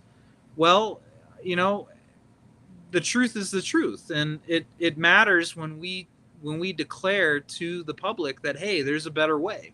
You're better off managing your affairs than some bureaucrat or some politician in the state capitol or in Washington, D.C., and then give examples as to why that is. The fact that you have bureaucrats that engage in fraud, waste, and abuse rather than helping American citizens should be something that all parties, I don't care what party, we should all be against that. And we as Republicans anyway, or even your libertarian listeners out there should use that as an example of why we shouldn't allow the politicians to take our money and try to dictate the way we manage or live our lives. Taxation is theft. All right. We have a government that the only way they bring in revenue is through the force of a gun, right? You don't pay your taxes and you'll find out exactly what I'm talking about. Exactly. That's an awesome power that our elected officials wield, and we should be putting people in place who understand that if we're going to be successful, it's not going to be through the empowerment of a government bureaucracy, but it's going to be the empowerment of the individual, allowing them to achieve their dreams and their goals without government interference. And instead of taking their money, let's create conditions within the economy or within the environment that allow them to maximize their earning potential or allow them to find meaning and purpose with whatever pursuits they have. Yeah, freedom and liberty, it can be scary because life is risky, but ultimately that's America, and people won't find what they're looking for in life if they're hoping that's someone in the nanny state takes care of all their problems. So I did have another question, and this has to do with like when we discuss the rights of parents, but also we discussed like some of these positions in government that people don't even consider that are elected positions. We talked about sheriff. That's a really big one. I think that, for example, Black Lives Matter spending millions of dollars on convincing people to burn down their own cities and stuff was probably not a very good use of what they were doing in comparison to, say, maybe electing a sheriff. Like they could have a huge impact on the sheriff because it's not really gerrymanderable. There's not really corporate money put into that election. But to pivot to where I'm really asking about is going to be about school board elections and how much power that has, because parents are now finding out. I mean, I live in a local small country town, and that, a lot of very controversial ideas, whether it's critical race theory or some of the gender ideology stuff, was finding its way into the schools, and because nobody pays attention to those elections and they don't realize that they're being represented by people who don't necessarily have their interests in mind. What do you guys do to encourage the Republican Party and the Libertarian Party to participate in these kinds of elections? Well, it's great that you should ask that question. So I'm the person people call on the local level to get butts in seats and participate in their local government. So I got a call from a sitting school board member who I politic with pretty often. And he's like, yeah, all this stuff has been accepted by the school board and it's now policy, all these Title IX stuff. And this just doesn't fit our community. And I think, we don't want this here, and the board is trying to just not talk about it. So will you talk about it?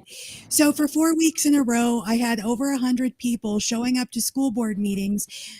My county is very small. My town is very small. So that's a lot of people to show up and be very consistent.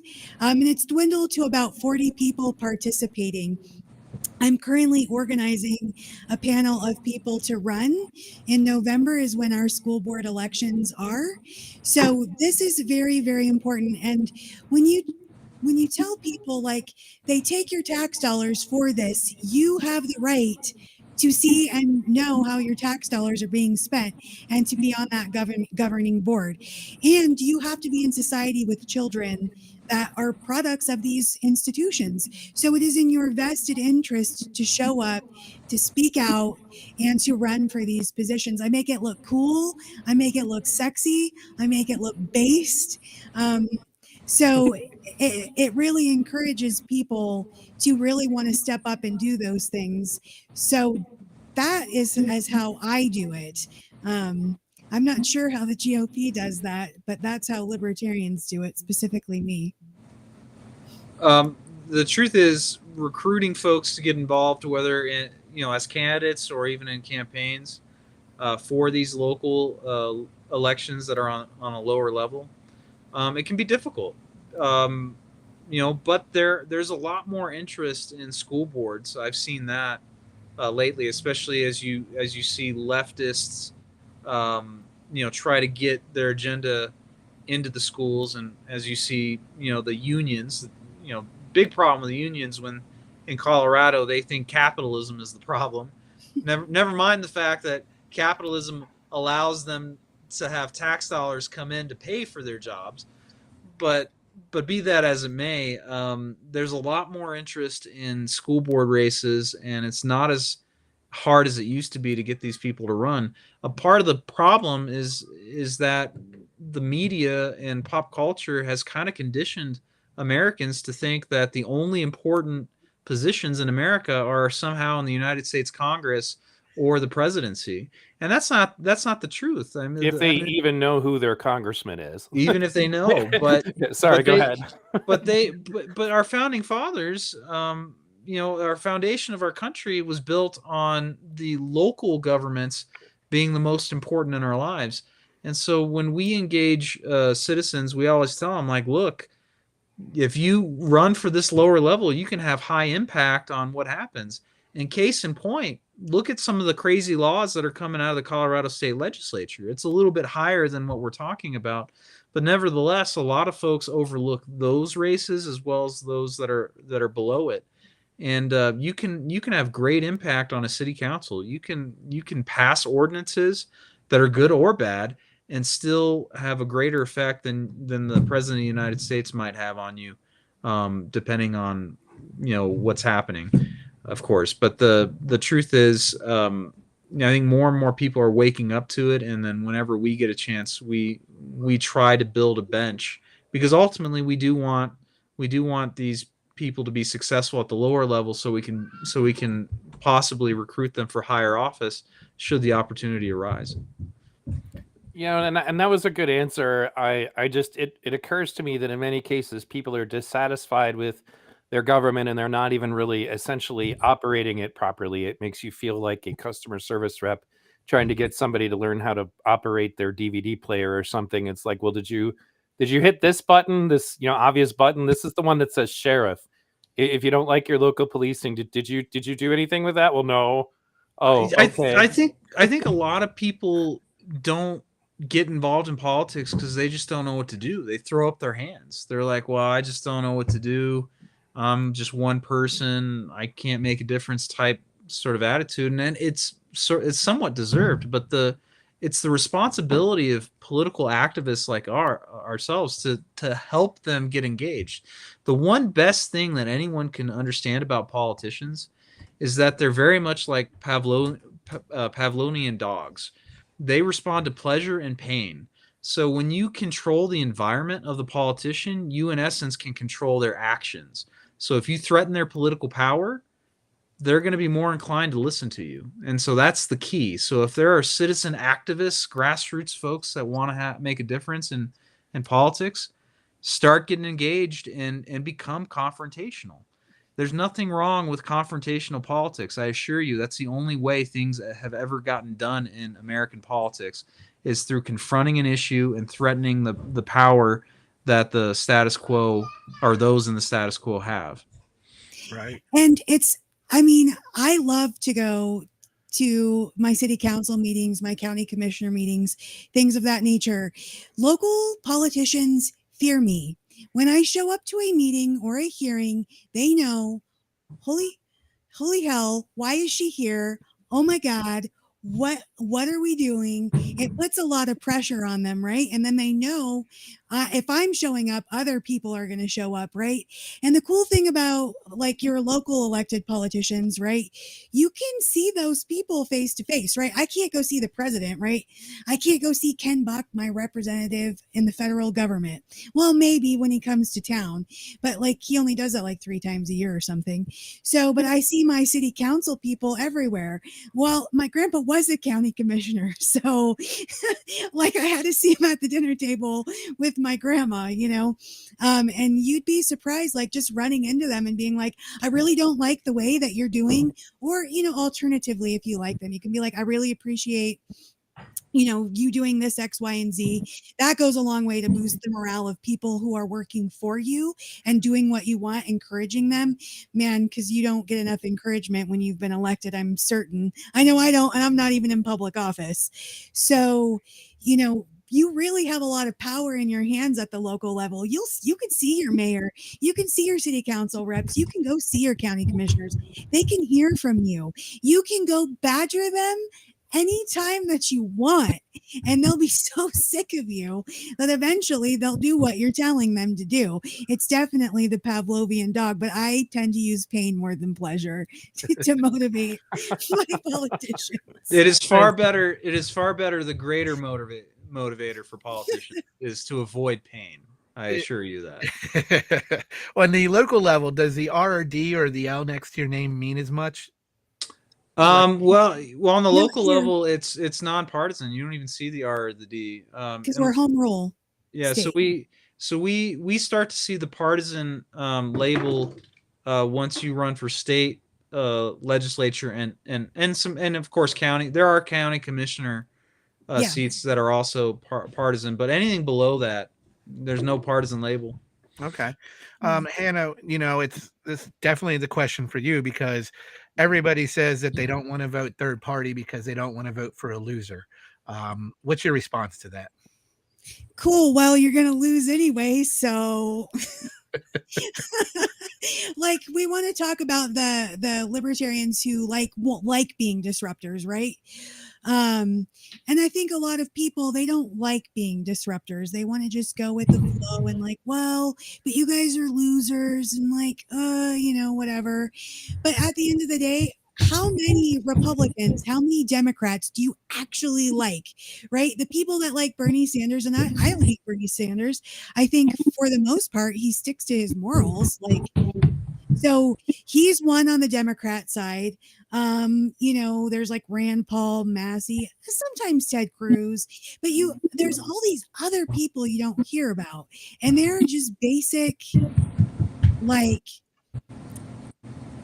candidates that are just status quo, and voting for them is losing. So that's my thought. So it's interesting that you point that out. This is actually something that I discussed with, of all people, Lynn Wood when he came on my show, because I did a lot of coverage of the Kyle Rittenhouse stuff. And initially he was legally representing him. But I said that there's a term that I like to use that I call give a shit factor, which is that I will vote for somebody that I believe genuinely gives a crap before someone I don't. And for example, here in Michigan, we have an open primary. And, Bernie Sanders is actually an independent 99.9% of the time. He has to run Democrat if he wants access to their ballot access. And, when I talked to them, for one thing, I found out how many Republicans there were on my Facebook, because I didn't know until the election came around, right? But I just said to them, I'm like, look, you may not agree with his solutions, but do you at least recognize that this man actually cares about you and that Joe Biden doesn't? And they all went, oh, well, yeah, definitely. Yeah. And I'd say the same thing for Ron Paul. He has give a crap factor, Rand Paul. I believe these people genuinely care. And at the end of the day, I would say the same thing, going back a little further. Obviously, I worked for Senator Mike Gravel. Then you have Dennis Kucinich. These people all actually cared. You may not agree with them, but I think our real problem right now is the people that are in government who really don't. They don't. They're there because it's a job. It's going to get them some kind of lucrative deal in the private sector when they get out. And this is true of both or their insider trading, like Nancy Pelosi. They're not there to do the job that was set up when we wrote the Constitution. They're there to better themselves, and more specifically their money. And that's why I honestly, because that was the other thing that bothered me about the previous election, was man, it just seems like we're lowering the bar every freaking 4 years. Now we have to accept crappier and crappier and crappier people. And that's why my response to is it a wasted vote? Am I voting for a loser? If I'm voting for somebody who literally doesn't hold any of my values, did I win? No. You lost. So that's, if you're not voting on your own moral compass and principles, you're losing. So if you're going to vote for a libertarian who aligns with you and gives a crap, right, then you're winning. But if you're voting for a Democrat that actually cares, you're winning. It's when you deviate and you vote against your moral conscience that you lose. And that's the most important thing about voting. That I have to say to people. Also, the least powerful vote you can cast is the presidential vote, right? The most powerful vote you can cast is at your local level. So I really encourage people to find the people on those local, county, and maybe even state level that give a crap about you and what they want to do and the job they're doing. So that's how I would tell people to vote. Vote your conscience. Dave, did you have any further comment on this before we move on to anything else? Or I know we're probably almost done here. Yeah, I mean, I don't disagree. You have to vote your conscience, right? Voting for the lesser of two evils is still evil, right? I mean, that's a argument and a debate that we have in the Republican Party all the time. Ultimately, if a candidate doesn't earn your vote, you're under no obligation to vote for them. They have to win you over, and that's the tough job that they undertake. And if they don't do it, so be it. That's how it works. What I would say is that, you know, we're not going to solve sort of the two-party system issue that we have, but I'm excited that we can at least come up with some sort of creative way to work together, me and Hannah. And if it yields better liberty-minded candidates, then we're making progress. I agree. I mean, I was for this before we went and did this interview, but as the interview went on, I really felt strong about this deal and how it's a great way to promote freedom and liberty and get the candidates that America deserves in office. And I wish that the GOP and the Libertarian would follow suit across the country and start working together like this. My final question is a two-part question for both of you. As we speak about spoilers, what do you guys think about RFK Jr.? And what do you think about Dr. Peter Hoyts, or Hoyts, however you say his name, not wanting to debate RFK Jr.? Go ahead, ladies first. So RFK, I think so far coming out of the Democratic Party, I'm really liking him. Of course, he's been on my radar for a long time. I got into politics on some issues that I align with him on. So for me, that's amazing. Nobody in the Libertarian Party has stepped up and been really shining their light to me for me to vote for them for president. So far, I may cast a vote for RFK. Like, don't rule it out, especially if he gets the nomination. He certainly won't fall downstairs and can speak. So I'm very excited about that. Now with the debate, I do not know. I don't necessarily tap into national news, so I'm just not knowledgeable on that. All right, fair enough. Dave? Yeah, I actually met RFK Jr. When he came to Colorado. We were working on vaccine freedom and body autonomy, medical autonomy freedom. And he came and he did a speech, got to meet him. Very down-to-earth guy. He cares, right? He's one of the few honest Democrats that are out there who is not sold out to corporate interests. They asked him a very tough question. He was in New Hampshire, and this was on Twitter, but they asked him about gun control. And, he said he was for gun control, but he was very, very straight with the voters. Like, look, we're not going to solve this problem with the policies that have been put out. In fact, there are many folks who own guns, and it's a part of their heritage, it's a part of their culture, it's a part of their identity.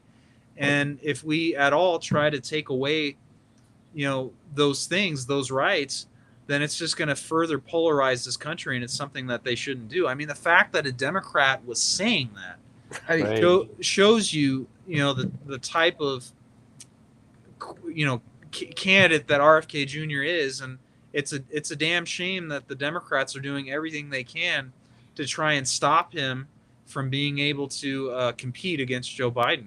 With respect to the Joe Rogan challenge, I think they should debate, but it doesn't surprise me that someone who sold out to big pharma and sold out to vaccines, especially the COVID ones, doesn't want to debate RFK Jr. This guy's he's sort of made it his life mission to hold big pharma accountable for the unrestrained conduct that they've had in this field. So, I'd love to see it, but I don't think it will ever happen, because if it does, it's gonna tear down the narrative that they've built up, and that's just something the establishment doesn't like to do. Yeah, I mean, I think that's the best take on it that I am. You said it better than I did, probably, for sure. I first heard about him, a couple years before the lockdowns. He was on Del Bigtree's show with a couple others talking about the vaccines and autism debate, and he was one of the few with the voice who was saying the stuff that I thought was true and believed in, and I just couldn't believe it. And then I couldn't believe it was coming from somebody who would be a Democrat. So it really made it even more unbelievable.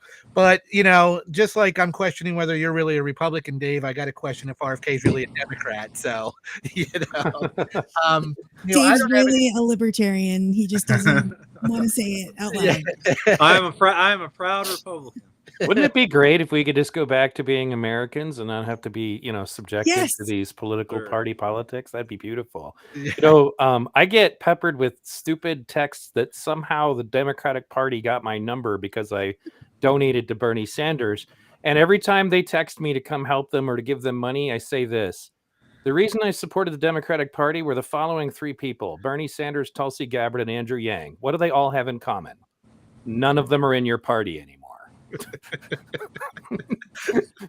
This has been a great conversation, guys. I thank you both for coming on. Was there anything else you wanted to ask before we go, Brian? No, you guys, I'll give each of you a few minutes if you want to give any closing statements, promote any website or social media, beg for money, anything your party needs out there. Go ahead. You guys got the floor for a minute. Dave, if you want to go first. Oh, okay, sure. Well, I just want to say thank you to you guys for having me come on and talk about this with Hannah. We're certainly trailblazing here. This is something that's not been done before, and my goal is the goal of liberty. We want to do something different here because ultimately, we have a country to save, and it's only going to be saved if we can pursue and forward and champion on the common thread of liberty and freedom and empowering the individual as opposed to the state. If we're going to be successful, then I would ask that anyone that's critical of this reach out to me, reach out to Hannah. Let's have a conversation. Let's see if we can work this out. The only way we're going to win is if we come together and build a coalition that can take on the statists and the tyrants that are currently controlling our state and, of course, the country. So if you're about freedom and liberty, then visit the website. It's cologop.org. That's cologop.org. Donate or send me a questions and ask how you can get plugged in. Whatever. I'm here to serve and make sure that we can win against these tyrants. Well, it's been great being on here. It was so nice discussing all of these things and really opening up this can of worms for inspection. I'm glad we passed muster also because this is so exciting. And I am a trailblazer. I always have been, and I'm just deeply excited to be joining with Dave Williams, who is a pioneer in his own party. And together, we're definitely going to continue to shake up the political landscape of Colorado. And if we have our way, we're going to go shake up the political landscape of the nation. Why not? So I really would encourage libertarians as well as Republicans to just have some conversations and see where they can align. The enemy of my enemy is my friend. Exactly. So if you're thinking that you want to advance liberty, forming coalitions just like this is one way that you can definitely try to advance liberty. And on that note, the Colorado Libertarian Party, we're a small third party. We always need donations. If there's anything that we always need, it's donations. We need volunteers and we need money. So if you're thinking that you would really like to support our work and everything that we're doing, you can head over to lpcolorado.org and you can make a donation. If you have any questions, we have an info section and you can contact me and other board members and pick our brain and see how we're doing. So if you're interested in seeing how based we are on Twitter, you can follow us at LPCO on Twitter. So we're definitely having a good time over there. We've got a lot of based things to say. So those are some easy ways that you can plug into us and stay in touch and see what we're doing. So thank you so much for having us on. So I usually ask the guests if we could talk super briefly afterwards. If you guys are good with talking just a little bit longer off the air, that's all unofficial and just, to ask people how they felt about being on the show and all that. I do want to make a couple of announcements about my upcoming shows. Tomorrow morning at 10 a.m., I will be interviewing Mac Beggs, the controversial trans wrestler. We will be discussing the hard questions about their participation in sports, provided that Mac doesn't need to postpone it any further. There was just technical issues last time. I'm hoping that that's all there is. I think that we are looking at doing a show next week about investigating Patriot Front. That hasn't been completely solidified, but those of you who watch my channel can watch the recent video of the Proud Boys confronting Patriot Front because the Proud Boys are not fascists or racists. You guys can check that video out on my channel. We're going to try to get in and actually see what we can actually find out about that group. I think this has been a fantastic conversation, and I really wish that there were more, actual, let's get rid of politicians. Let's get to statesmen or stateswomen, as the case may be, people who actually care about what their positions exist for. So I hope that you guys will continue to do what you're doing. You're both very good at this. I'd vote for either of you. And that's because of that give a damn factor we were talking about earlier. And I did have one more comment on libertarianism. If you guys are interested in learning more about libertarianism, you could also listen to my interview with Spike Cohen, who's a good friend of mine. He is a fantastic representative of libertarianism, and he'd be that interview went fantastic. You guys can find it in my archives. Did you have anything more, Brian? No, just if you're out there listening and you have not hit the subscribe button to either Liberty Unleashed or V Radio, I suggest you do it. We'd really appreciate the support. And again, I really appreciated the conversation today and you guys coming on. I think we originally said we'd have you on for a half an hour, and you've been on for the whole 2 hours, and it's been great. I really enjoyed it. So thank you so much. Yep. All right, guys. Thank you very much for tuning in to V Radio and Liberty Unleashed. And just as Brian said, if you are listening to this, you will definitely like Brian's content if you like mine. That and for those of you who know that I'm left-leaning and just kind of tolerate my left-leaning views to listen to the rest of my stuff, Brian definitely leans further to the right than me. So, I know there's a lot of you in my audience who do that. So please feel free to go check out his channel. He's going to have content also that's independent of mine going forward. And thanks again, everybody, for tuning in. Have a great day.